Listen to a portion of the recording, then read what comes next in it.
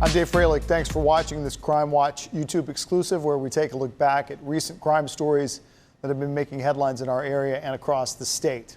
The downtown Austin business has hired a private investigator after several burglaries. Lance Armstrong's bike shop has been hit 7 times in 10 months, and a couple of the suspected burglars are still on the loose.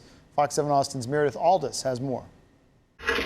One after another. There's a very active stolen bike community in Austin. 7 burglaries since September. It's about 1 burglary per month. 5 at the Mellow Johnny's retail store in downtown Austin. 2 at the store's storage unit. What people don't realize is that there's far more criminal activity out there than almost anybody realizes. This video shows the window being shattered and a man coming through the broken glass and walking around the store. He's identified as 41-year-old Brian Darrell Theodore Richardson. Dave Amos with Strider PI, a private investigator company, says he stole Lance Armstrong's electric bicycle, valued at $20,000. They were ultimately able to recover it. Richardson is charged with burglary of a building. Then this man goes inside the store, looks around, talks to the manager on the way out while trying to steal the manager's bike as if it's his. He's kicked out, then comes back about 10 minutes later, convinces the worker the bike is his, and steals it. Having a Texas PI on your trail is not a pleasant experience. Strider PI located and recovered the bike in 2 weeks, then worked with APD and identified him as 23-year-old Juan Pablo Castellanos, who's currently sitting in the Travis County Jail for other charges. Private investigators are being hired more by businesses. APD says it's difficult to get to every report and investigate. The department's commercial burglary unit has 7 detectives, and they receive on average 30 to 40 burglary reports a week. APD says private investigators provide useful information at times. When you don't have enough cops, you have the problem that people get away with things, and so then they do it again. And each time they do it, they get better and better and better. To help investigators, Amos says all businesses should have cameras. Cameras are just killers when it comes to who did the crime. If you can get a face image of one of the burglars, we're already halfway there. And if you get a license plate number when they leave, oh geez, we're like 99% of the way. Amos says they're still working to identify a couple suspects who broke into the storage unit. As of 2022, statistics from the FBI show the rate of burglary in Austin was nearly twice the national average. Meredith Aldis, Fox 7 Austin Crime Watch. Police have released the name of a man who was recently stabbed to death as they continue to search for the attacker. That victim has been identified as 31-year-old Edgar Granados. On July 12th, around 4 in the morning, police found him after he'd been stabbed inside a home on Gray Ledge Drive near I-35 in Rutherford. He died at the scene. Now, police haven't released any suspect information, but they were told last week by a 911 caller they saw a person running from the house. If you have any information that might help with this investigation, you're asked to please give Austin Police a call. Austin Police are now classifying a fatal case of domestic violence as a murder-suicide. Police say on July 3rd, Wilfredo Chavez Chinchilla killed his wife, Iris Hernandez Pedromo. They say he stabbed her to death before taking his own life. By the time first responders got to the couple's Airport Boulevard home, they were already dead.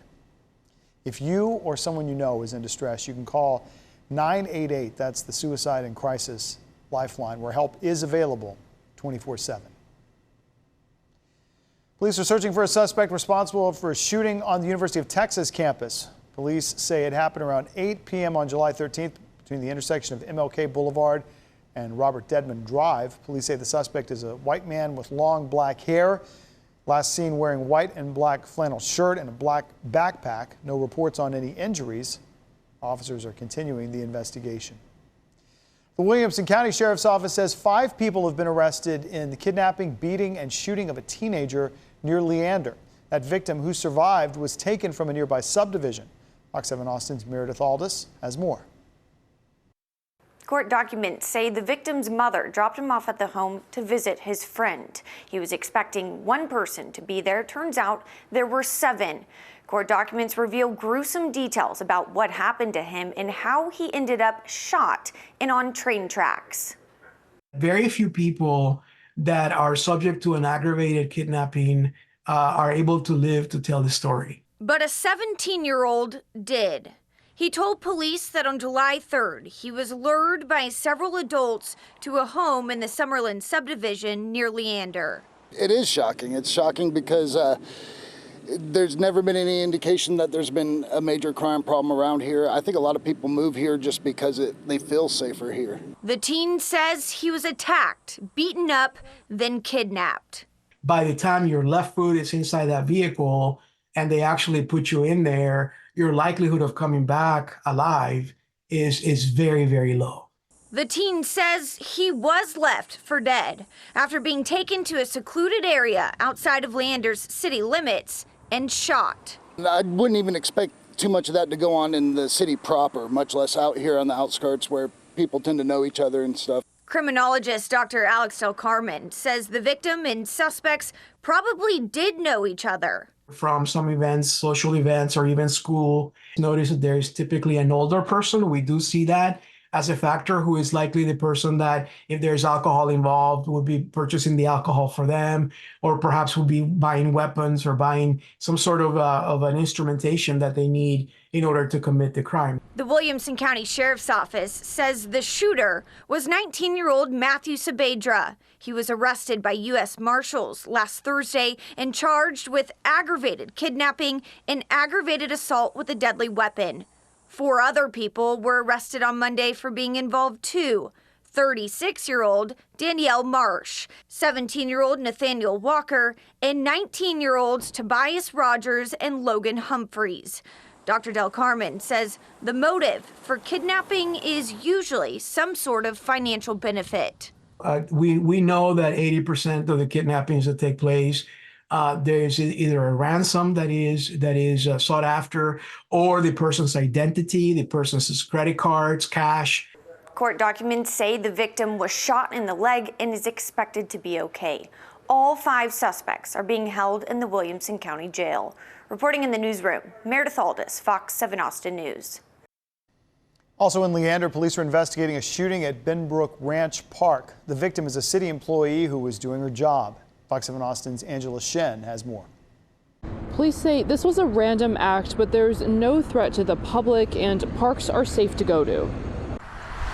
Benbrook Ranch Park in Leander was the scene of a shooting Friday morning. Police say a 31-year-old city employee was on duty cleaning. She went into the bathroom near the disc golf course at about 6:45 a.m. and came across 32-year-old Hannah Morgan Barber, who is accused of shooting the employee once with a pistol and running off. While the victim was being treated and transported to the hospital, officers on scene located the suspect. Police finding Morgan Barber on Hero Way, where she was arrested. This is the first occurrence of this nature, like this, of such a random nature. The employee has a non-life-threatening injury and is recovering in the hospital. It's not clear if the suspect was struggling with mental health or drug use. Random things happen at random times, regardless of your employment or where you are. It just happened this time to be a city employee. This is the same park where a teen on her bike was sexually assaulted in May. That suspect hasn't been caught. We are currently still investigating that other particular case, following up on leads on that one as well. But the two are definitely not related whatsoever, but it is the same area. There is no threat to the public from either one of those. And it is still a safe park to go to, and people have been going there for several years without any major incidents. As for general safety, wherever you are. If you're in a public area like a park, try not to fixate on your phone all the time or be misdirected by other things. Just keep aware of your surroundings, and if you see something suspicious, please contact us and let us know. And Morgan Barber is charged with aggravated assault with a deadly weapon. In Leander, Angela Shen, Fox 7 Austin News. Parents of Anna Mariah Wilson are suing their daughter's killer, Caitlin Armstrong, along with Armstrong's sister, mother, and ex-boyfriend, Colin Strickland.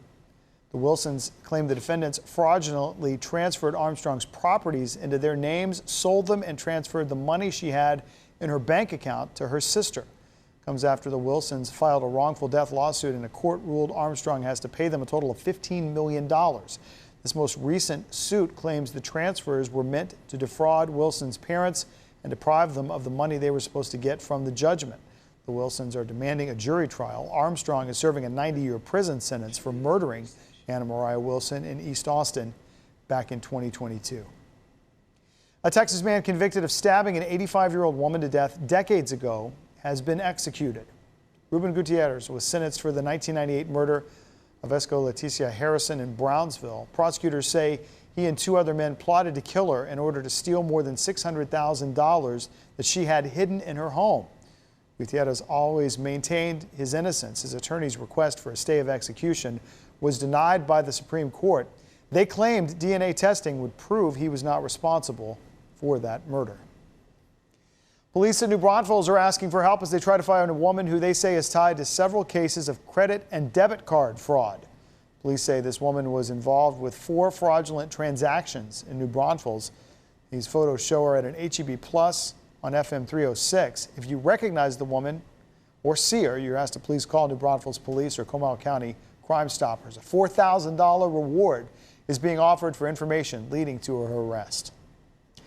A 26-year-old cold case is heating up after DNA evidence linked a San Antonio man to the sexual assault of a teenager.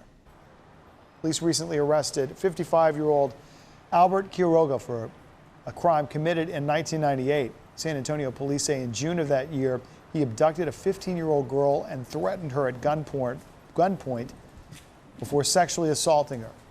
A rape kit was conducted shortly after that attack, and the suspect's DNA was extracted.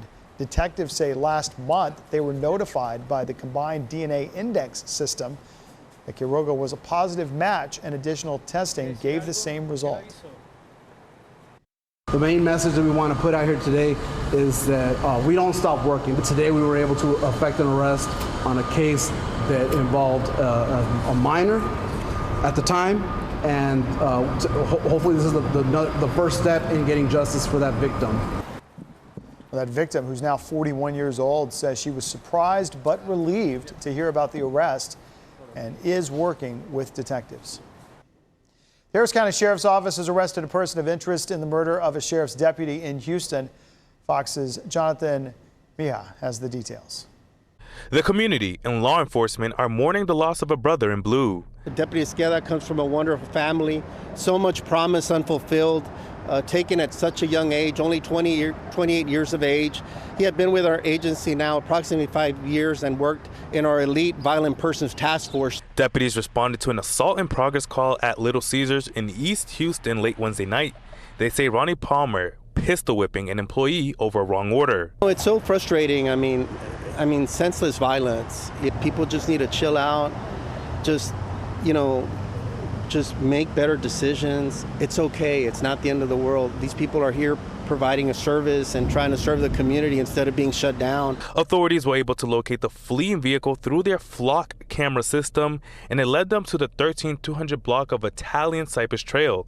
All that remained on the scene was a police vest lying on the ground and a shattered window of an unmarked police unit. When a deputy or a lawman or person is killed in the line of duty, it's not just a loss to the agency, it's to our community. We have one less crime fighter out there that's serving and protecting. Fox 26 spoke with family and friends who did not want to give an on-camera interview out of respect for the family, telling us Esqueda was, quote, a very good friend. I'll never forget him. It's sad nobody deserves to get killed by someone in your own city you're protecting. He was just outstanding. He loved being a deputy. He loved serving and protecting the community. He truly was a crime fighter. Finally, we'll take a look at the case of Deborah Jackson, who some may know as Orange Socks. At one point in time, Henry Lee Lucas confessed to killing Jackson, but that had been recanted. Fox 7 Austin's Libby Farrow has more. On October 31st, 1979, a female body was found in a culvert off of I-35, just north of mile marker 268 in Georgetown. The victim appeared to be a young woman. The medical examiner was able to determine the cause of death as strangulation, ruling it a homicide.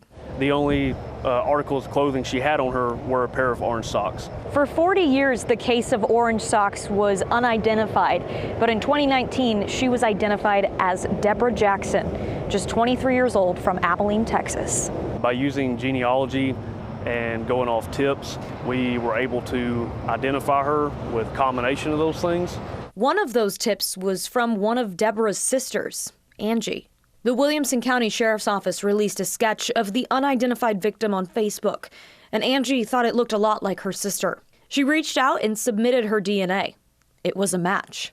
I've been here at least a little over 20 years, and she's been in my backyard this whole time, and I never knew it. Angie says she'd love to learn more about her sister's whereabouts leading up to her death. I feel like if anybody that knew her, or anybody that was her friend, or somebody she worked with that knew her, they would just come forward and, just tell us about her. Tell us what you knew about her. Angie told me that she believes the last area Deborah worked in was the Dallas-Fort Worth area. I mean, she usually did maid work at hotels and stuff like that, but then you try to track any of it back, most of those companies no longer even exist to find her. We're mainly trying to establish a timeline of what happened to her from 1977 until her death in 1979. Anybody that has any information as to her whereabouts during those times, like maybe places where she's worked, friends that she's visited, anything like that would be helpful to us to try to put her at different spots at different times, and hopefully that would lead us to, the truth. Thank you for watching the Fox 7 Austin Crime Watch exclusive. Our Crime Watch stories run each Monday on Fox 7 Austin News at 9. If you miss them, you can watch anytime on our new Fox Local Connected TV app, which is free to download, and you can watch on multiple platforms like Roku and Apple TV. Just scroll down from the live player and look for the Crime Watch section. For more on the stories highlighted in this episode, you can head to our website, fox7austin.com. And don't forget to subscribe to the Fox 7 Austin YouTube channel.